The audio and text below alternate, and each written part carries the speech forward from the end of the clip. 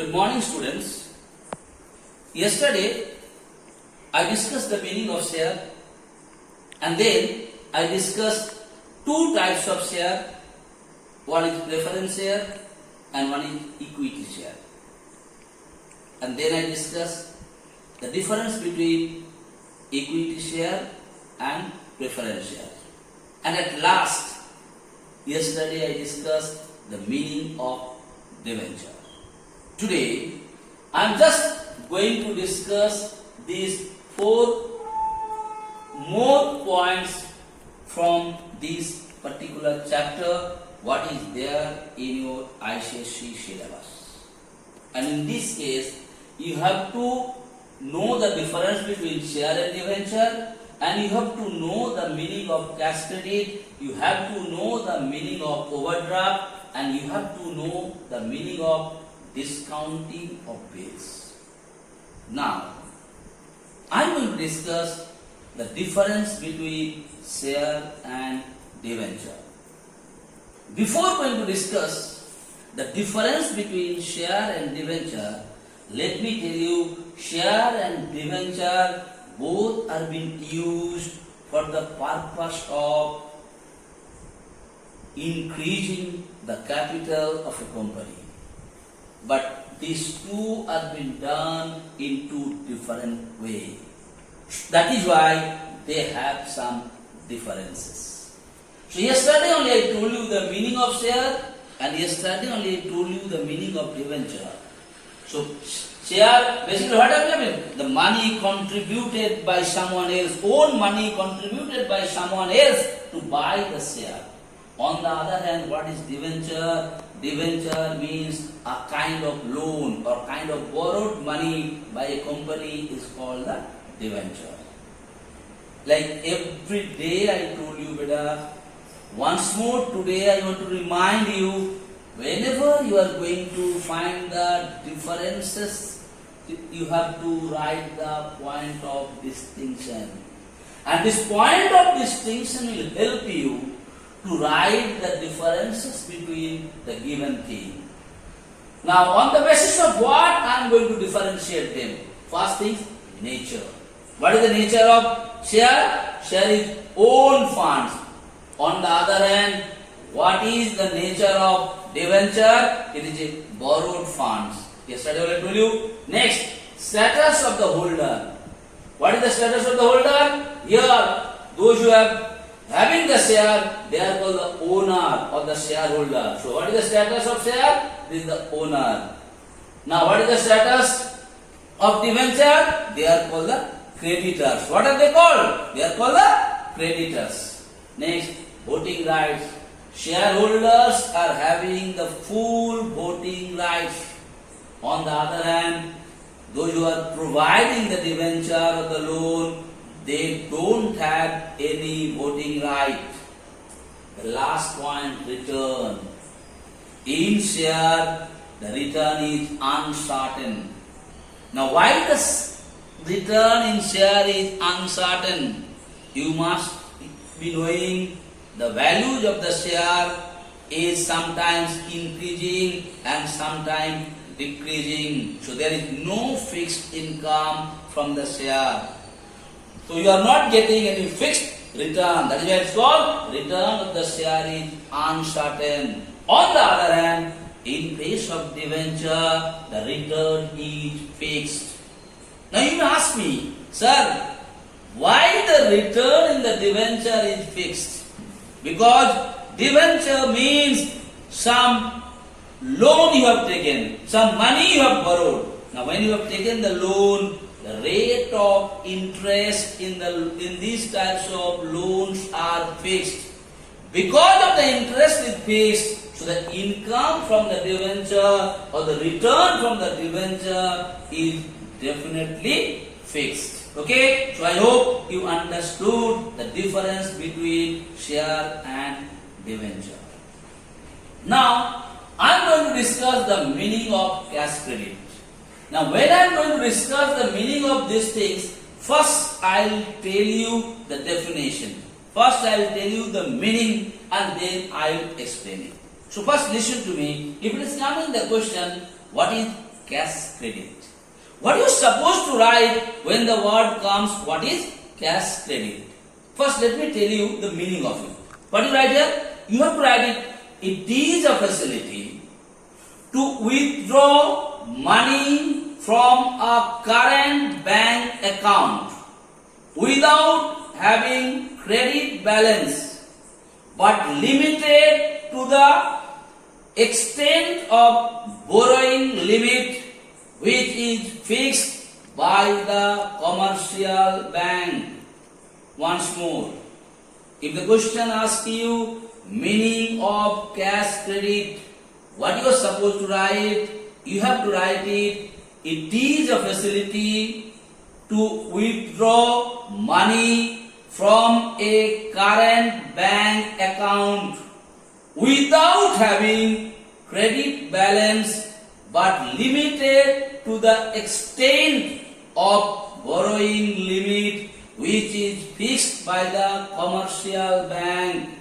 That means even if your account there is a less amount of money, you can withdraw the money from your account, but it has a fixed limit as per the law, as per the rules and regulation of that particular bank.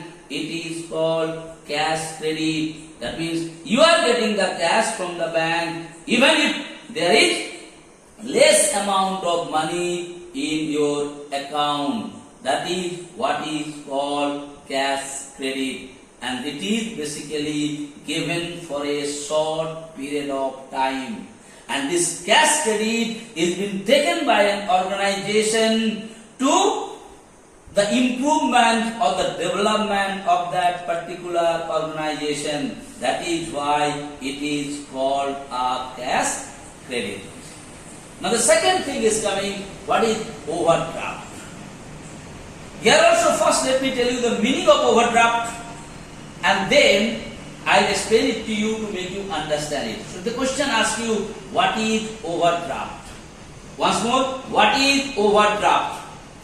What you are supposed to write? You have to write, an overdraft is an extension of credit from a lending institution, that is bank, that is granted when an account holder to continue withdrawing money even when the account has no funds in it or has insufficient fund to cover the amount of the withdrawal. Once more, what is overdraft? If the question asks you, what is overdraft? What do you answer? An overdraft is an extension of credit from a bank that is granted when an account holder to continue withdrawing money even when the account has no funds in it or has insufficient fund to cover the amount of the withdrawals. That means, suppose, let me tell you, in your bank account you are having 1,000 rupees, but you have given a check to the second party or the third party of 2,000 rupees. When you had given a check to someone else of 2,000 rupees, but you have only 1,000 rupees in your bank account, what the bank will do? On behalf of you, bank will make a payment of 2,000 rupees to that particular party. So the extra money what the bank has given on behalf of you, that extra amount is called the overdraft. And who can avail the overdraft facilities? The organization or the institution or any individual who is having a current account in a bank or who is the current account holder of a bank, he can only avail the overdraft facilities. Now you may ask me, sir, what is current account, or who all are called the current account holder? I am not going to discuss in details about the current account or the current account holder. Afterwards, you are having a chapter that is called banking. And when I teach you the banking chapter, there I will discuss it in details, what is called current account and who all are called the current account holder. So you must be knowing what is the meaning of overdraft. Once more, let me tell you, overdraft means, in short, I already told you definition, when you have a less amount in the bank and you are one of the current account holder, as per the agreement with the bank basically provide you some extra money.